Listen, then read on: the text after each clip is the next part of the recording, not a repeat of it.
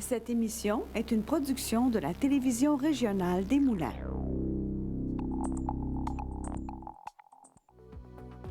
Avec la collaboration de la Chambre des commerces et d'industrie Les Moulins, le CFP des Moulins et le CFP des Riverains, fiers partenaires de Fibre E.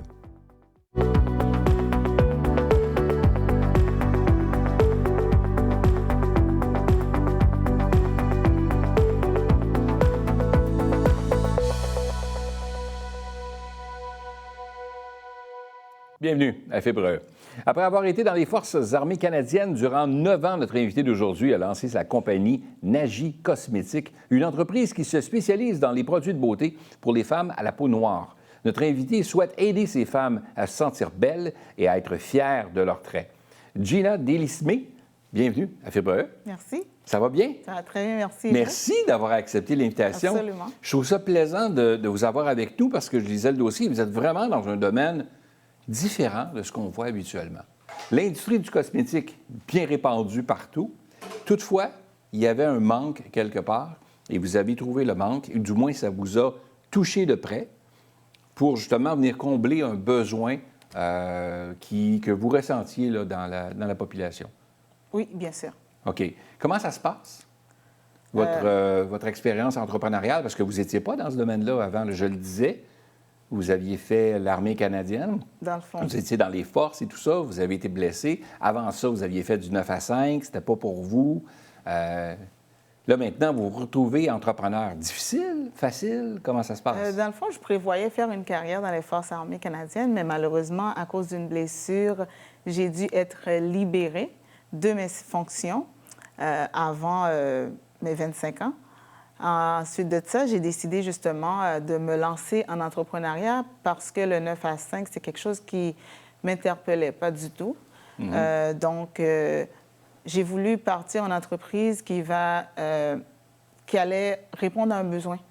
Donc, j'ai cherché mon pourquoi. On dit toujours quand on se lance en affaires, il faut avoir un pourquoi. Donc, j'ai cherché mon pourquoi et c'était de servir la femme noire, de s'assurer que ils puissent avoir accès à des produits faits pour leur couleur de peau. Alors, ce qu'on dit, dans le fond, c'est que Nagi Cosmétiques, c'est des cosmétiques adaptés à une peau noire, ce qu'il n'y avait pas sur le marché. Je trouvais ça aberrant de voir qu'il n'y avait pas ça sur le marché. Je ne comprenais pas. Dans le fond, ça arrive de très souvent.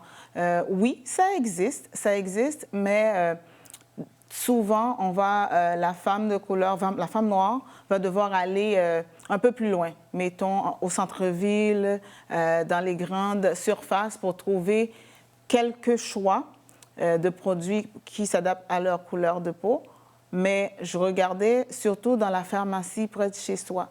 Donc, quand on allait, mettons, dans une pharmacie, on pourrait facilement ne pas trouver la couleur de notre peau. Ou si on va trouver une gamme, la gamme va souvent nous offrir une couleur ou deux couleurs. Donc, on va acheter des fois plusieurs fonds de teint pour mélanger, pour réussir à atteindre la couleur désirée. Donc, c'est pas pratique. Ça devient un peu plus compliqué. Là, vous disiez, d'ailleurs, on le disait, les dames, des fois, décident plutôt de ne pas se maquiller finalement parce que... Oui, beaucoup de personnes... Ils se découragent évitent de se maquiller parce qu'ils se découragent. Ils vont porter la couleur qui n'est pas la bonne couleur, puis ça paraît très mal, ça paraît gris, ça donne une mauvaise finition.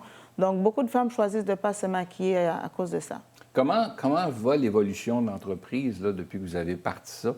Est-ce que ça se passe comme vous le souhaitiez? Est-ce qu'il y a des choses que vous referiez différemment aujourd'hui? Ce que je referais différemment, quand j'ai lancé mon entreprise, j'ai lancé une gamme complète, ce qui veut dire tout ce qu'on peut trouver dans l'industrie de la cosmétique, que ce soit des fonds de teint, la poudre, le rouge à lèvres, fard à joues, fard à paupières, qui d'ailleurs répond aux besoins de monsieur et madame tout le monde, pas seulement la femme noire. Donc, quand on parle d'un rouge à lèvres, un rouge à lèvres reste un rouge à lèvres pour tout le monde. Vraiment, ce qui appartient à la femme de couleur, c'est vraiment tout ce qui va sur le teint, tout ce qui sert à unifier le teint. Donc, on s'est assuré d'avoir une vaste variété de différentes carnations et de sous-teintes pour répondre à leurs besoins, mais tout ce qui est rouge à lèvres, fond de teint, fard à joues, monsieur et madame tout le monde peut s'en procurer dans une pharmacie près de chez elle. Ce que je ferais différemment, je partirais peut-être une plus petite gamme au départ et ensuite grandir, ajouter un peu plus de temps en temps. au lieu de partir d'un coup avec tout. Donc, OK. Qu'est-ce que ça a fait comme différence, ça? Qu'est-ce que au niveau de... L'inventaire, L'inventaire. peut-être? Oui, hein? L'inventaire. C'est coûteux, là. C'est très coûteux. OK. Donc, c'est ce que je ferais. Je commencerais tout petit avec moins de produits et ensuite j'augmenterais. Puis ça fait aussi l'effet de nouveauté. Souvent, les gens aiment ça avoir dans les cosmétiques. Oh, il y a quelque chose de nouveau. OK. Oh, il y a quelque chose de nouveau. Là, vous avez cette idée-là, puis vous dites, écoute, c'est manquant dans l'industrie, on a besoin de ce produit-là, puis je vais aider, puis je vais partir ça. Mais vous aviez des habiletés, vous aviez des habiletés de cosméticienne déjà au départ, ou pas? Ou... Du tout. J'ai appris sur le tas. J'ai appris beaucoup de choses en lançant mon entreprise. J'ai appris beaucoup dans l'essai-erreur. J'ai fait beaucoup d'essais-erreurs. Et j'ai appris aussi à me vendre, à présenter mon entreprise, à faire des entrevues dans les grandes Pharmacie et tout, à les présenter. Ouais, ça faire dans le développement des affaires et tout. dans le là. bureau chef. J'ai tout appris j'ai appris à me maquiller dans le processus parce qu'avant, je n'avais pas vraiment de l'intérêt pour le maquillage pour moi, pour me maquiller, et j'avais pas non plus les aptitudes de C'est maquilleuse. fascinant. C'est fascinant parce que vous partez une entreprise dans le monde du cosmétique qui est un monde très prisé, très particulier, et vous n'avez pas l'expérience, vous apprenez sur le tas, parce que vous y croyez, parce que vous avez cette passion-là qui vous habite, vous savez qu'il y a un besoin là, vous dites « je me lance ». Exactement. Et là, quand vous voulez avoir du financement, vous me parliez d'inventaire tantôt, il faut supporter cet inventaire-là. Il y a des coûts rattachés à tout ça. Il faut payer nos fournisseurs et tout. Là.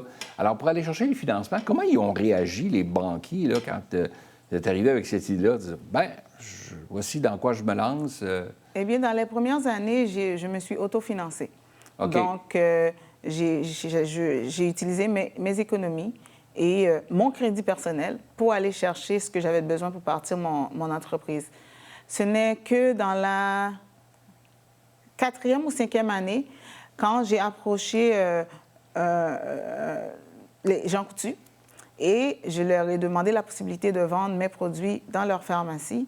Et quand ça a été accepté et approuvé, j'ai été chercher des financements ailleurs. Est-ce que je peux dire la BDC?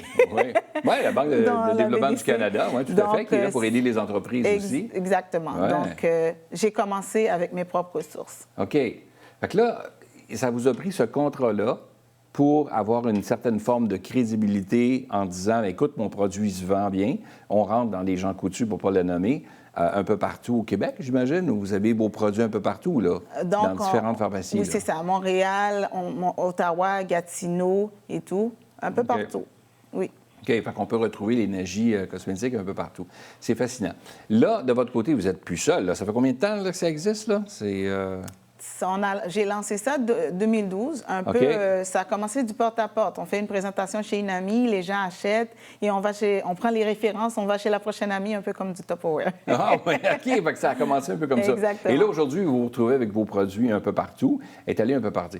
Là, maintenant, le côté ressources humaines, vous ne pouvez pas être partout, là. Vous ne pouvez pas concevoir, faire le développement des affaires, vous occuper de la facturation, vous occuper des livraisons, ça grandit, les commandes se multiplient. Comment ça évolue, tout ça, de votre côté, au niveau des ressources humaines? Avez-vous des gens avec vous? Au début, j'étais quand même longtemps seule, mais j'avais toujours une équipe à temps partiel et au besoin. Donc, OK. C'était du monde que je pouvais compter sur eux, qui quand même avaient leur 9 à 5, leur boulot, mais quand j'avais une grosse commande, une grosse semaine ou des choses à préparer, donc ils pouvaient venir.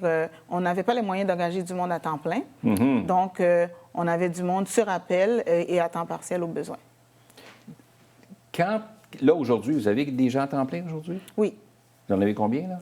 À peu près, on dirait 2 personnes à temps plein. 2 personnes à temps plein Oui. pour vous aider Oui. avec vous et vous réussissez à combler toutes les commandes que vous avez, là. Exactement, mais ça devient une routine. Ouais. On visite les pharmacies, on va les voir, on fait le décompte des produits, on suggère des nouvelles commandes et ainsi de suite. On fait les formations aussi. OK.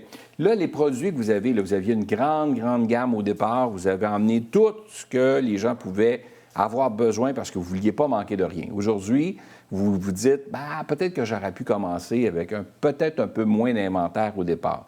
Là, maintenant que ça fait 12 ans que l'entreprise existe, maintenant que vous avez des commandes qui rentrent de façon régulière et tout ça. Est-ce que vous avez adouci un peu votre gamme de produits au niveau du nombre de choix? Est-ce que vous avez ajouté des produits davantage ou vous en Oui, êtes on où? en a ajouté en cours de route. On a oui? ajouté d'autres En choses. plus? Oui. OK. on a ajouté parce qu'il faut aller avec la tendance. Le monde des cosmétiques, c'est un monde très superficiel, on le sait. Ah, OK. Donc, il y a beaucoup de tendances qui étaient... ce qui était intéressant, cool aujourd'hui, demain, il y a une nouvelle tendance. Donc, il faut suivre la tendance si on veut rester en vie. Oui, à l'affût. Hein? Puis, Exactement. parce que ça va aussi selon l'offre. Il y a la demande là, des gens qui veulent avoir ça. Là. Exactement. Alors, c'est encore un domaine, comme vous le dites, là, un peu niché, là, vraiment particulier? Ou, Très compétitif. Ah oui? Super compétitif. Ouais, hein? Oui. Fait qu'il n'y a pas de place vraiment pour vous là, à l'erreur. Là. Bon.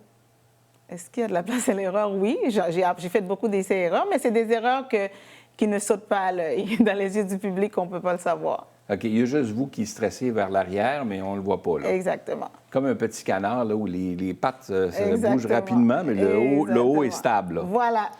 Qu'est-ce que vous donneriez comme conseil à quelqu'un qui vous écoute, qui dit « j'ai le goût, moi, de me lancer dans une entreprise, et j'ai le goût d'ouvrir mon entreprise », qu'est-ce que vous leur diriez comme conseil? Est-ce qu'ils devraient le faire ou ils devraient attendre? Qu'est-ce qu'ils font? Ils devraient le faire. Moi, j'encourage tout le monde à se lancer en affaires s'ils le veulent, mais d'avoir un pourquoi. En anglais, on dit « why Ouais. »,« my why Ouais. ». De trouver son pourquoi, mais que ça soit très solide. OK. Parce que c'est ça qui va faire en sorte qu'on va s'accrocher. Parce que si on se lance en entreprise en espérant de faire notre premier million dès le départ, eh bien, on peut se décourager, on peut abandonner. Mais quand on sait le pourquoi qu'on le fait, ça vient beaucoup peser sur la balance et ça nous encourage à nous accrocher quand ça devient difficile. Oui, c'est souvent la question qu'il faut se poser. Tu sais, des fois, tu aimes un produit X, ben, tu dis, je vais partir une entreprise dans cette gamme de produits-là parce que j'aime ça, mais ça prend plus que ça. Ça prend aussi de la formation qui accompagne tout ça, là.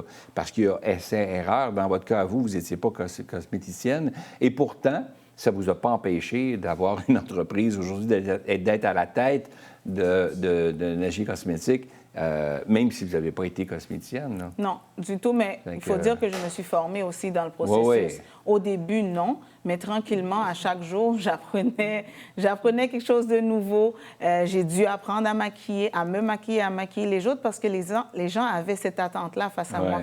Dès qu'ils me voyaient venir, moi, je me voyais comme une femme qui a lancé une entreprise, une fondatrice, une PDG. Je ne me voyais pas comme maquilleuse, mais j'ai vite réalisé que en rencontrant le monde, ils s'attendaient à ce que je sache comment me maquiller et utiliser ce produit-là. Bien, en tout cas, c'est fascinant, Gina.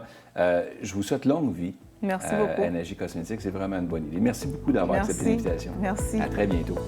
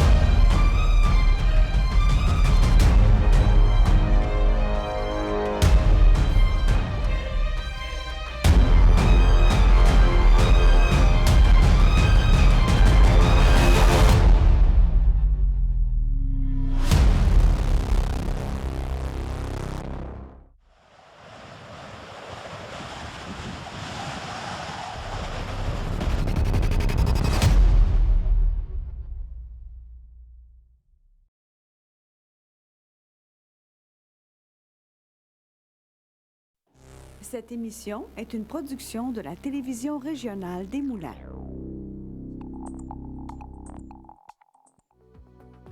avec la collaboration de la Chambre des commerces et d'industrie Les Moulins. Le CFP des Moulins et le CFP des Riverains, fiers partenaires de Fibre E.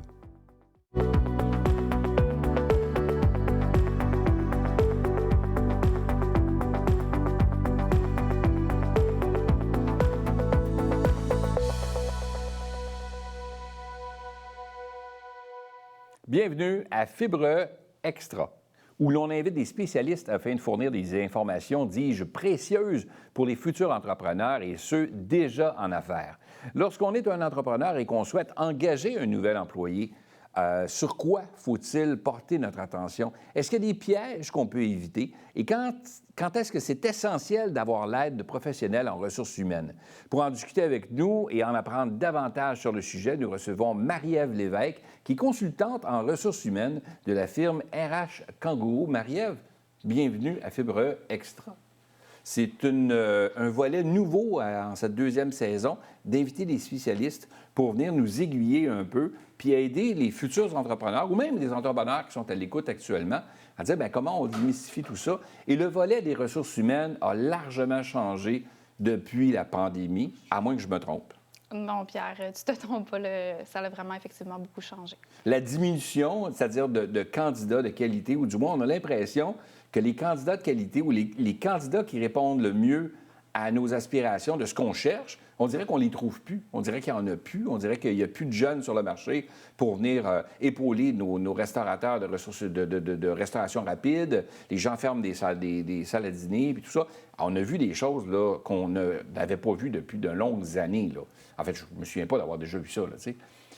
Qu'une restauration rapide, tu arrives à la porte, la porte est barrée parce qu'il n'y a pas personne qui y travaille. C'est pas évident. Est-ce que c'est un phénomène qu'on voit partout dans les divers domaines, pas seulement dans la restauration rapide, mais partout, même dans les spécialisations? Oui, effectivement, c'est un phénomène qui est assez généralisé.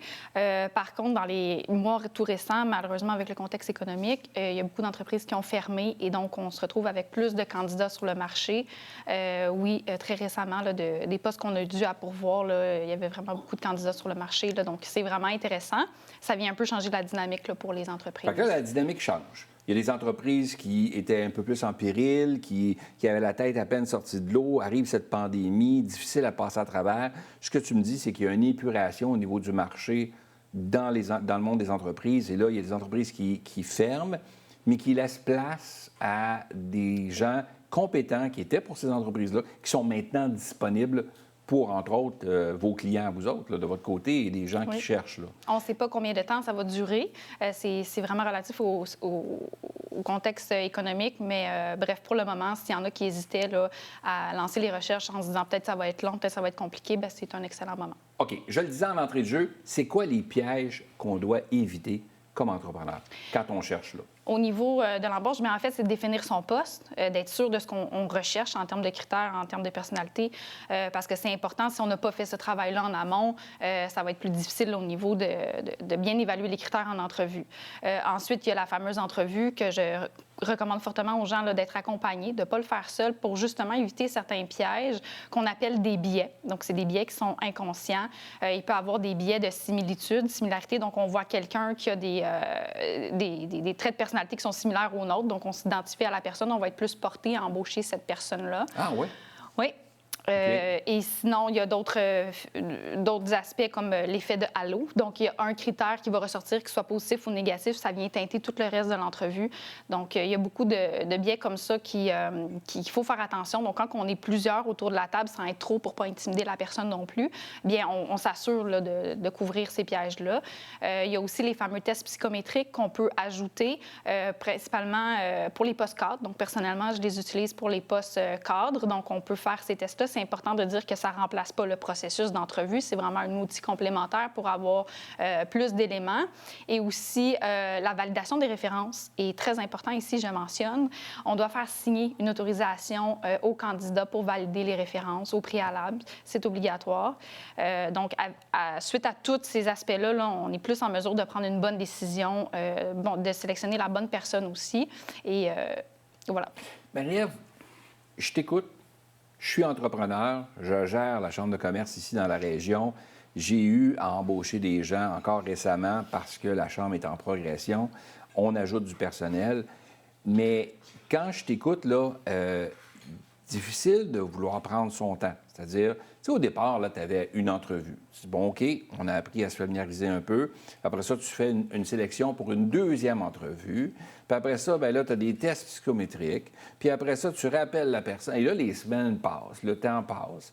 Mais là, oublie ça, là. C'est plus ça, là. C'était plus ça il y a 2 ans, là. Je veux dire, si tu réagissais pas maintenant, tu perdais le candidat ou la candidate qui allait travailler ailleurs, là. Fait que tu sautes sur l'occasion, puis tu y vas avec ton feeling. Ben ouais, c'est ce que j'allais chercher le français, mais ton intuition, oui. tu sais, ton intuition, parce que tu veux pas le perdre ou tu veux pas perdre cette candidate-là, parce qu'elle répond à tes besoins, mais tu n'es pas sûr. Donc, tu prends plus le temps de prendre les références, tu prends pas le temps de valider avec un test psychométrique tout dépendant de la position dans laquelle tu voudrais placer cette personne-là dans ton organisation. Il y a des risques d'erreur encore plus grands là, à ce moment-là, non? Oui, effectivement, il faut à la fois prendre son temps, mais pas trop prendre son temps pour ne pas perdre la personne, pour ne pas perdre le momentum, le moment opportun pour la personne. C'est quelque chose que quand on a justement une ressource humaine qui n'est pas très loin de son réseau, bien, c'est un processus qui peut se faire très, très rapidement. C'est sûr que d'étaler de semaine en semaine les entrevues, c'est pas recommandé. C'est quand même, il faut rester dans un court délai. C'est quoi un court délai? C'est dans la même semaine ou... Dans la on même rencontre le semaine. lundi, le mardi, les tests psychométriques, le mercredi, les références, jeudi, on fait une offre, vendredi, comment? Non, mais tu sais, la réalité n'est pas ça, là. C'est que ça dépend du poste aussi. Donc, pour des postes, justement, de cadre ou de directeur, bien, ils vont s'attendre à des processus un petit peu plus longs. Quand c'est un poste de main-d'œuvre plus général, bien, ils vont s'attendre à avoir des réponses plus rapides parce que bien, c'est des gens qui vont déjà être à la recherche d'un emploi, qui veulent travailler rapidement. Donc, c'est pour ça qu'il ne faut pas que ça soit trop long. On essaie d'y aller avec une entrevue, qu'elle soit structurée, mais qu'il y ait plusieurs personnes autour de la table. Comme je disais, les tests psychométriques, c'est plus intéressant pour les postes de cadre. Et la validation des références, c'est à ne jamais négliger, là. Je trouve que c'est une valeur ajoutée dans les entrevues. Est-ce que les références peuvent être biaisées? Dans le sens que, c'est sûr que si moi, je réfère quelqu'un, tu sais, je veux l'emploi, là. Alors là, on me demande de donner des références. Bien là, je dois donner des gens que je connais bien puis qui m'aiment bien, là. Je ne donnerai pas des patrons qui ont eu de la misère avec moi puis qui m'ont laissé aller puis qui appelle, lui, là, tu vois, il va te le dire comment j'étais un emmerdeur comme employé. Tu sais, à quelque part, je me dis, est-ce que je peux me fier à ça? Bien, en fait, la personne, quand elle remplit le formulaire, quand elle autorise, elle remplit aussi ses emplois. Donc, déjà, si on voit que c'est des emplois qui ont été sélectionnés comparativement au CV, ça donne un indicateur.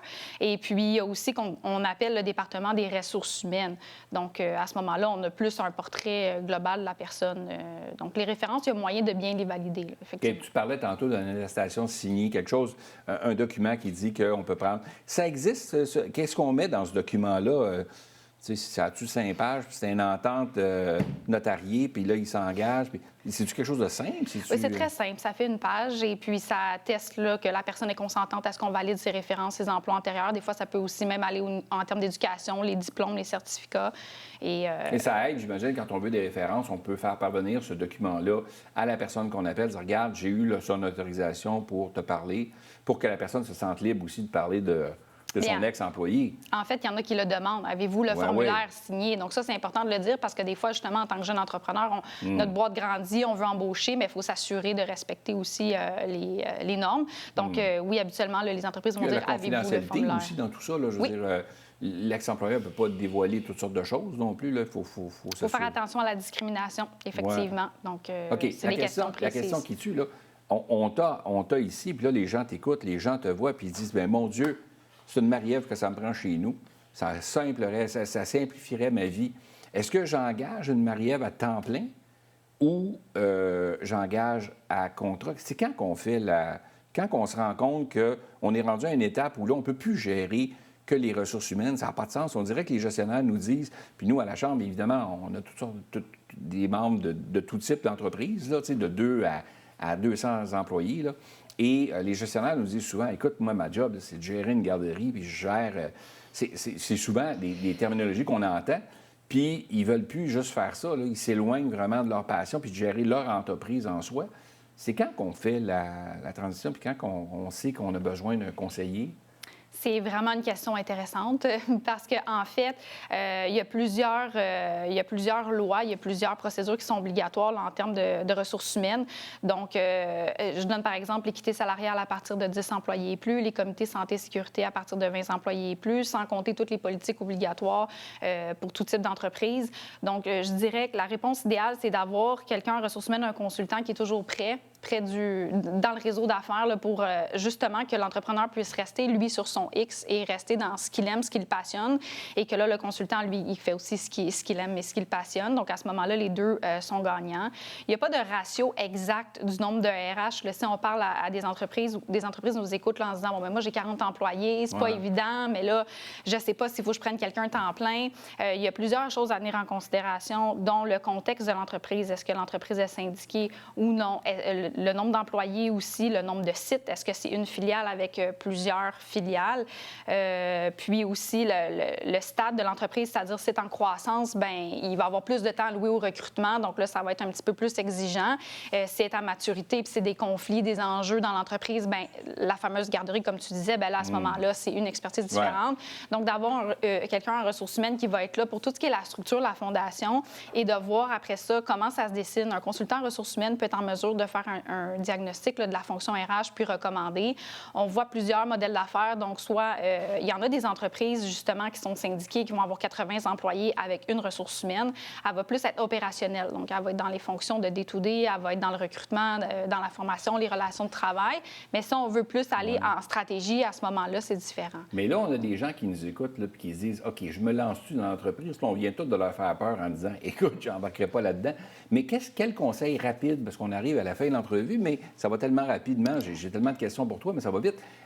Quel conseil tu donnerais à une entreprise là, qui va ouvrir, mais qui a besoin d'aide, que ce soit pour la réception de la marchandise, l'expédition, pour les achats, le développement des affaires? Si tu es rendu à une étape où, à un moment donné, tu as besoin d'avoir de l'aide, tu as besoin d'avoir quelqu'un avec toi. Au niveau des ressources humaines ou au niveau de tout type d'employés? Bien, en fait, c'est qu'en consultation, il y a plusieurs consultants, dont nous, on offre le service d'impartition. Donc, ce que ça veut dire, c'est qu'on offre des banques d'heures, que ce soit une fois par semaine, une fois par mois, ça soit 4 heures par semaine. Il y a plein de possibilités. Puis là, bien, on va effectuer soit un rôle conseil ou on va effectuer les fonctions. Donc, ça permet vraiment de dégager là, le gestionnaire de tout ce qui est au niveau des ressources humaines. Nous, c'est notre expertise. Donc, on est beaucoup plus efficace parce que c'est des choses qu'on s'y connaît. Puis, on s'assure d'être en règle aussi.